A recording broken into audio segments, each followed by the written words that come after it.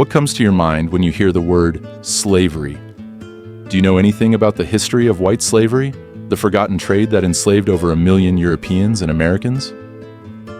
When people talk about slavery, they often think only of the transatlantic slave trade and the suffering of African Americans, a brutal and important chapter in history.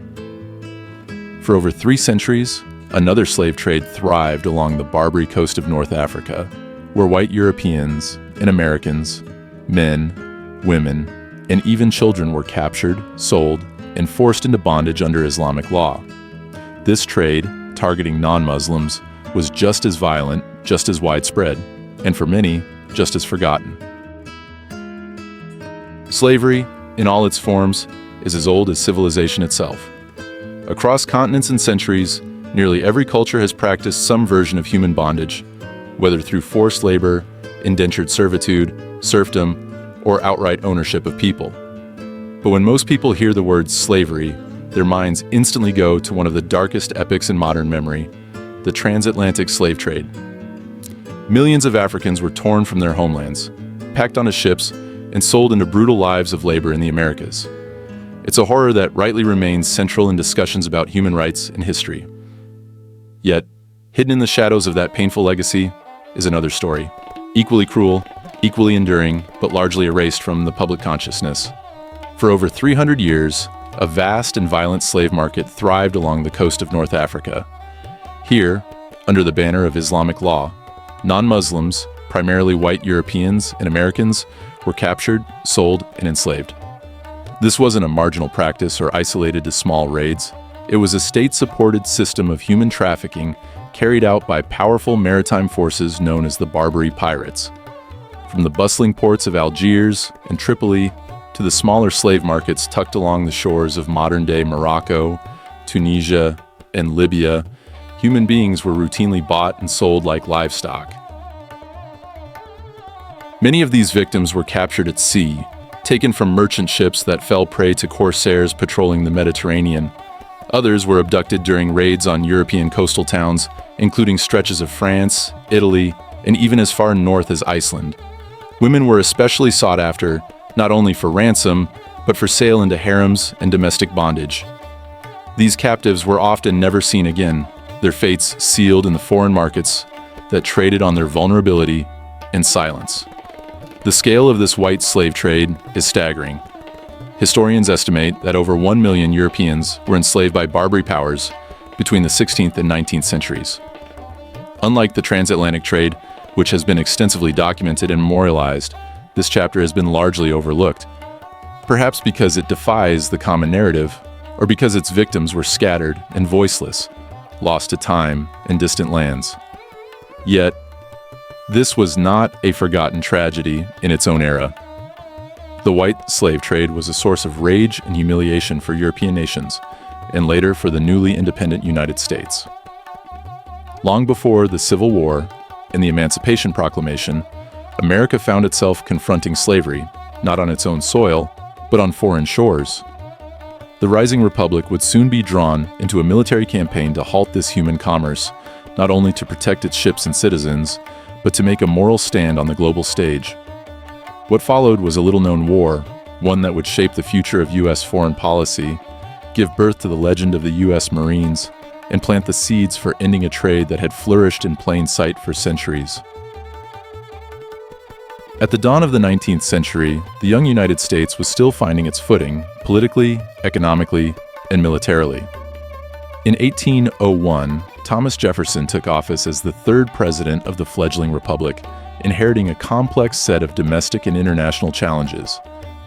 Domestically, he faced disputes over land and governance, such as the fallout from the Yazoo land scandal and the ambitious expedition of Lewis and Clark following the Louisiana Purchase. But beyond the borders, a different storm was gathering, one that threatened the security of American commerce and the dignity of its seamen. For years, American merchant ships had been harassed and seized in the Mediterranean by pirates operating out of North Africa, the Barbary states of Tripoli, Algiers, Tunis, and Morocco. These coastal territories were nominally under Ottoman control, but operated with a degree of autonomy, each led by local rulers who relied heavily on piracy and slavery as economic engines. American ships, once protected under British naval power during colonial rule, were now left exposed. Without a formidable navy, the U.S. found itself paying tribute, protection money, to avoid attacks on its ships. Jefferson, a man of principle and a skeptic of imperial entanglements, bristled at the idea of paying what he viewed as state-sanctioned extortion. To him, tribute payments were nothing more than a continuation of the old European practice of Danegeld, a bribe paid to Viking raiders to buy peace, which only encouraged further attacks. He believed that caving to such demands undermined the sovereignty of the new nation and emboldened its enemies. Even as he publicly denounced the transatlantic slave trade and urged Congress to criminalize the importation of African slaves, a ban that would be enacted in 1807, Jefferson faced the moral contradiction of being drawn into a conflict over slavery far from American shores. But in this case, it was Americans themselves who were being enslaved. Captured sailors languished in North African prisons, some tortured, others sold into labor, or worse. Negotiations had failed to secure lasting peace, and Jefferson knew that diplomatic overtures were no longer enough. What the United States lacked in military tradition, it began to make up for with resolve. Years earlier, Congress had approved the construction of 6 frigates to form the backbone of a new U.S. Navy, and now those ships were preparing for action. Treaties with the Barbary states had offered temporary reprieve, but they were crumbling as demands for more tribute increased. In May 1801, the ruler of Tripoli, Pasha Yusuf Karamanli, declared war on the United States in the most symbolic and direct way possible by ordering the flagpole at the American consulate chopped down. Jefferson responded decisively. He dispatched a squadron of American warships under Commodore Richard Dale to patrol the Mediterranean and protect U.S. interests. The mission wasn't just about national pride. It was a matter of security, economics, and humanity. For the first time, the United States was sending its military beyond its borders, not to conquer, but to defend its citizens, and challenge a centuries-old system of piracy and human trafficking. This marked the beginning of what would become the First Barbary War, a conflict largely forgotten in modern textbooks, but one that would test American strength, forge military legends, and deal a powerful blow to a slave trade few today even know existed. For centuries, the Barbary coast of North Africa had been synonymous with danger for anyone sailing the Mediterranean.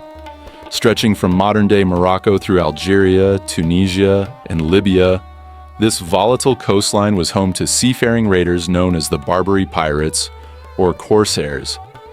These men, often acting under the authority of local rulers, operated a complex and highly organized system of piracy, extortion, and slavery.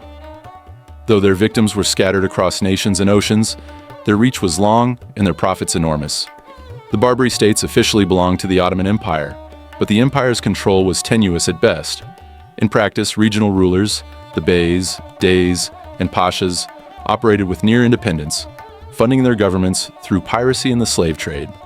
They raided European ships, seized cargo, and captured sailors who were then ransomed back to their countries or sold into slavery. In many cases, the ransoms demanded were so high that captives languished in prisons for years, forgotten by all but their families. White slaves were not a byproduct of war or incidental victims. They were the commodity. Under Islamic law, specifically Sharia, non-Muslims could be enslaved, and the Barbary rulers exploited this loophole with ruthless efficiency. Slave markets in Algiers and Tripoli bustled with activity, where men were sold as laborers, women were placed into domestic service or sexual slavery, and children were absorbed into households or trained for military roles. Pirates didn't only target ships, they launched raids along European coastlines, taking entire villages hostage and returning with human plunder. French, Spanish, Italian, and even Scandinavian communities lived in constant fear of sudden abductions. The business model was cruel but effective.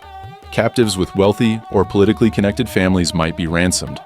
Others were left to rot, or worse, assimilated into lives of servitude. So lucrative was this trade that some pirates sailed as far as Iceland, raiding coastal settlements and hauling captives thousands of miles back to Africa. By the late 1700s, the estimated number of white European Christians enslaved in North Africa over the prior 3 centuries had reached over 1 million.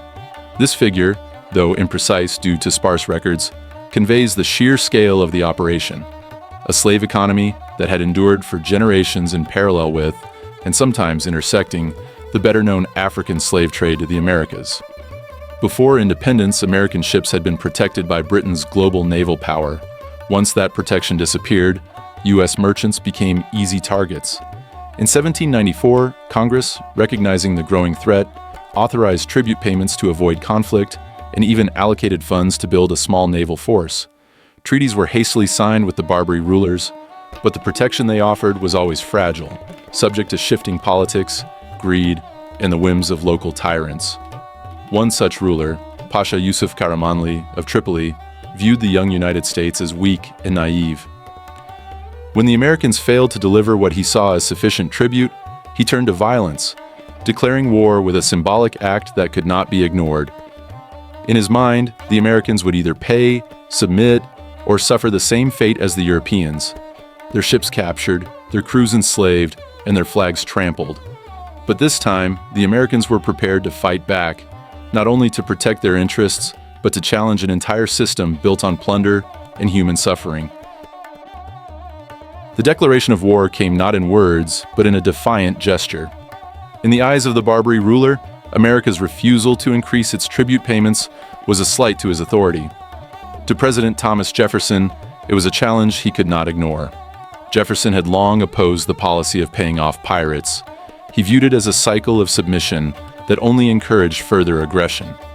Now, with diplomatic efforts exhausted and American sailors being held for ransom in filthy North African prisons, Jefferson made a bold decision. He would send the U.S. Navy into harm's way to defend national honor and end the blackmail. For the first time in its short history, the United States was going to war on foreign soil, not for conquest, but to confront piracy and slavery at its source. In June 1801, a small American squadron under Commodore Richard Dale set sail for the Mediterranean. Their mission was to protect U.S. shipping and begin a blockade of Tripoli. As they passed through the Strait of Gibraltar, Dale received confirmation of what Jefferson already knew: war had begun. The corsairs of Tripoli were openly seizing American vessels, imprisoning crews, and extorting ransoms. For years they had operated with impunity, but now they faced something new: an adversary willing to fight back. The U.S. blockade marked a turning point. While not yet powerful enough to fully strangle Tripoli's trade, the American presence disrupted pirate operations and threatened the economic lifeline of the Barbary states. Other rulers, in Tunis, Algiers, and Morocco, watched with growing concern. If the Americans succeeded, it might embolden European nations to do the same, breaking the grip of piracy that had kept Mediterranean trade hostage for centuries. The early naval campaign was cautious but symbolic. American warships hovered at the edge of Tripoli's harbors, intercepting corsair vessels and exchanging occasional fire.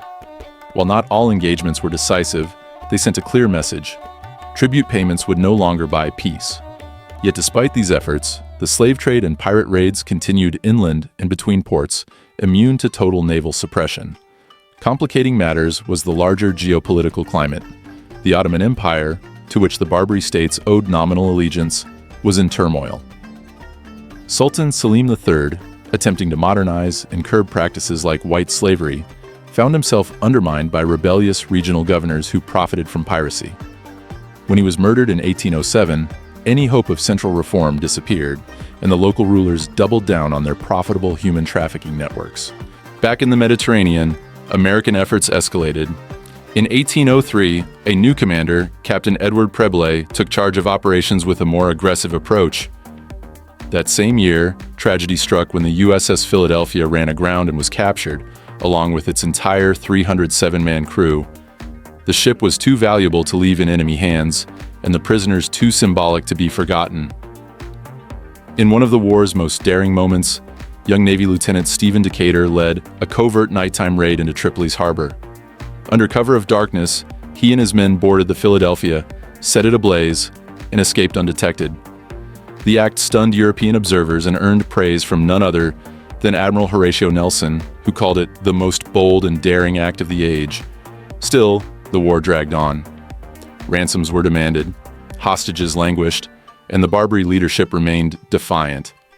Jefferson, frustrated with the stalemate, authorized a new and unconventional strategy: a land assault. Rather than simply contain the problem from the sea, the United States would strike at its heart, through the desert, to capture one of Tripoli's key cities. It was a plan as dangerous as it was unprecedented, and at its core were just 8 U.S. Marines, hundreds of mercenaries, and a former American diplomat turned soldier of fortune. The next phase of the war, and the most legendary chapter, was about to begin.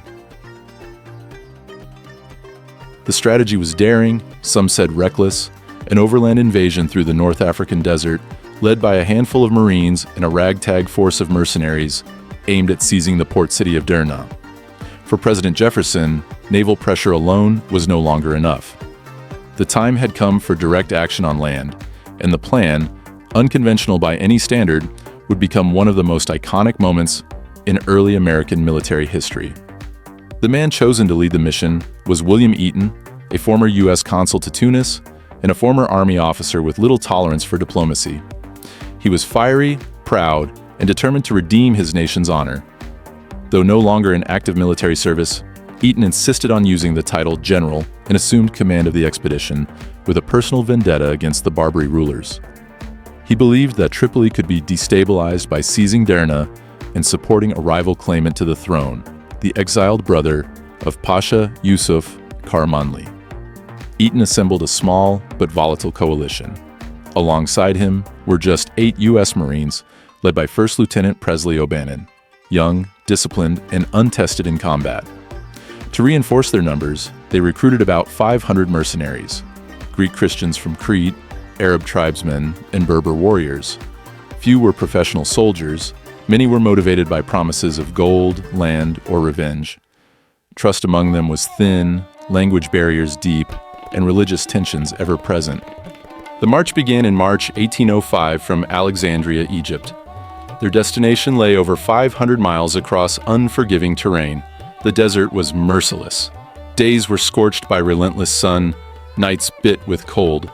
Supplies were meager, just rice and biscuits rationed to each man. Camels carried what they could, but tempers flared and discipline broke often. Arab commanders mutinied more than once. Eaton, distant and impatient, could barely control the fragile alliance. He quarreled with leaders and struggled to maintain authority. But among the mercenaries, one group stood out: the Marines. O'Bannon, though few in number, earned respect not by rank, but by endurance. He shared meals with his men, treated the locals with dignity, and never asked for what he wouldn't do himself. He kept the peace where Eaton could not, particularly between the Greek Christians and Muslim Arabs, who eyed each other with centuries of inherited suspicion. O'Bannon never insulted their faith. Instead, he spoke to common values: family, duty, and honor. For weeks, they pushed across the arid wilderness, deserting men as quickly as they gained new ones. In late April, their tattered army finally reached Bomba, a port near Derna, where the U.S. Navy awaited. Commodore James Barron had arrived with 3 warships, USS Argus, Hornet, and Nautilus, bringing food, arms, and money. For the first time since they left Egypt, Eaton's men were rearmed and paid. Morale surged, but so did the stakes. They were outnumbered nearly 4-1 by the forces defending Derna, entrenched behind fortified walls and batteries. Still, Eaton divided his forces and prepared for the assault. On April 26, 1805, the U.S. ships began bombarding the coastal defenses, raining fire upon the city's cannons and watchtowers. At precisely 2:45 p.m., Lieutenant O'Bannon and his Marines launched the land assault. Charging forward alongside 50 Greek gunners, O'Bannon advanced through volleys of musket fire, switching formations with machine-like precision: fire, reload, advance. From the ships offshore, officers watched the disciplined American lines press toward the walls, while Eaton's detachment struggled under heavier resistance. O'Bannon's men broke through first, overrunning the coastal battery and seizing its cannons. Then, Eaton's main column arrived, turning the enemy's own artillery back on them, pounding the defenders into retreat. The battle lasted just over an hour. By 4 p.m., Derna had fallen. Against all odds, the Americans and their motley coalition had stormed a fortified city, routed a superior force, and raised the U.S. flag on foreign soil for the first time in history. O'Bannon planted the stars and stripes atop the captured fort, a moment immortalized in Marine Corps legend. The cost was not light: 2 Marines killed, 3 wounded, and several mercenaries lost. Yet the psychological victory far outweighed the numbers. The world had watched as a young nation, just 3 decades removed from revolution, had launched a bold military campaign halfway across the globe and won. Hostages were liberated, pirate ships in the harbor were sunk, the white slave trade, at least in Derna, was brought to a crashing halt, and the myth of Barbary invincibility was shattered. The Fall of Derna was not just a military victory, it was a geopolitical shockwave. The capture of the city by a mere 8 U.S. Marines, a few hundred foreign mercenaries, and a determined former diplomat sent a message that resonated far beyond the sands of Libya. The young American Republic had taken on the entrenched powers of North Africa and won. In the aftermath of the assault, Derna remained under American control. The stars and stripes flew above its battered walls, signaling a new kind of power projection from a nation once dismissed as insignificant. The successful land campaign, combined with a relentless naval presence offshore, brought the Pasha of Tripoli, Yusuf Karamanli, to the negotiating table. His once unchallenged authority now looked vulnerable, not only from foreign forces but from internal dissent. His own exiled brother, whom the Americans supported, posed a growing threat to his rule. Jefferson seized the moment. With Derna secured and American ships blockading the coast, pressure mounted on the Pasha to surrender his ambitions.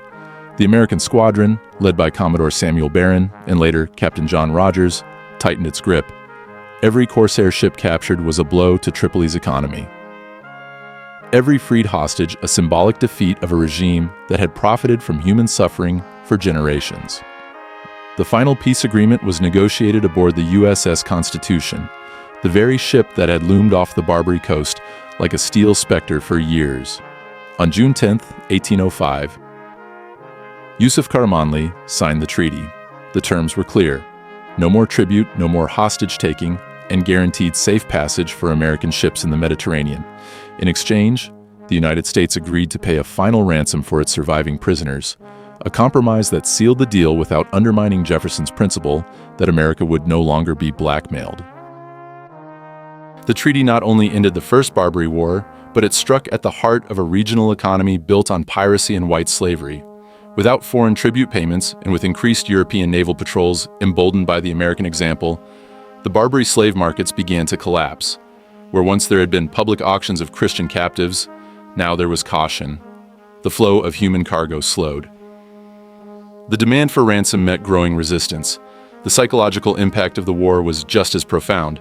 For Europe, long plagued by the terror of coastal raids and hostage-taking, America's success proved that resistance was possible. Nations began refusing to pay tribute, investing instead in naval defenses. Piracy, without its financial lifeline, declined sharply. Although sporadic violence continued and a second Barbary War would follow in 1815, the system that had endured for centuries was crumbling. For the United States, the Battle of Derna became a foundational legend. It marked the birth of the Marine Corps' legacy, an enduring symbol of courage, adaptability, and the willingness to fight against injustice, no matter how distant or difficult. According to tradition, Prince Hamet, the exiled brother of the Pasha, and an ally in the campaign, gifted Lieutenant O'Bannon a ceremonial Mameluke sword in gratitude for his leadership.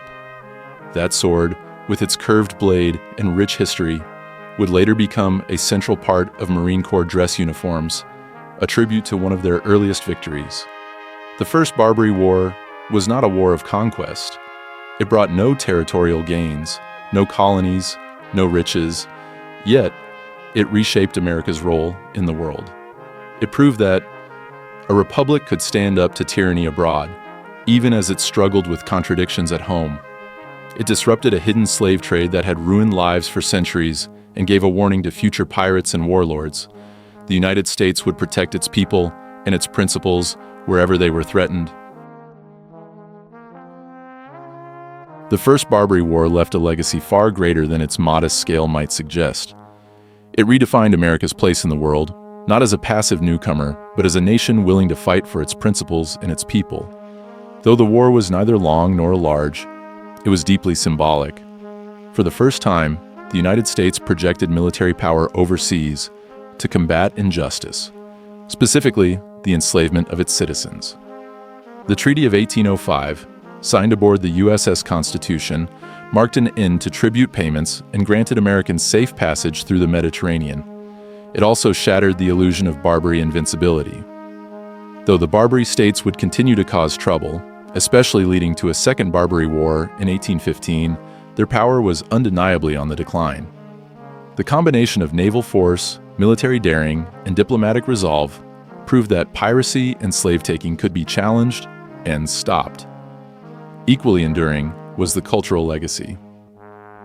The Battle of Derna, where a handful of Marines helped secure victory against overwhelming odds, became a cornerstone of Marine Corps' identity. The phrase, "to the shores of Tripoli," immortalized in the Marines' hymn, still echoes in military tradition today.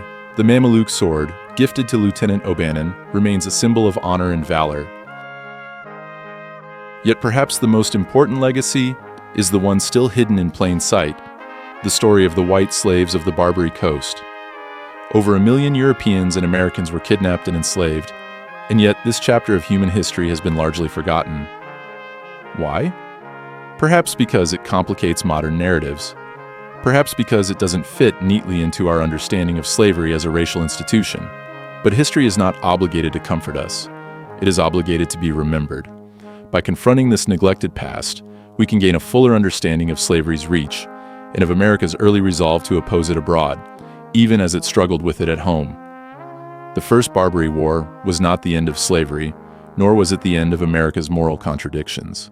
But it was a beginning, a moment when ideals translated into action, when courage met cruelty, and when a young nation began to shape the future by standing up to the injustices of the present.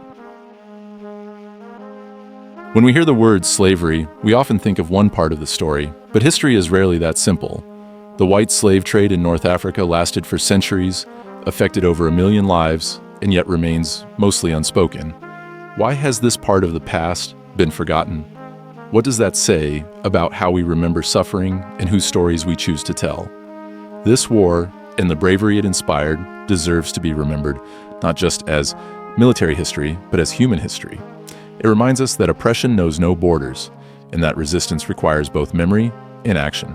We invite you to share your thoughts. Had you ever heard of the white slave trade before? What surprised you most about this forgotten war? Why do you think this chapter of history has been so overlooked?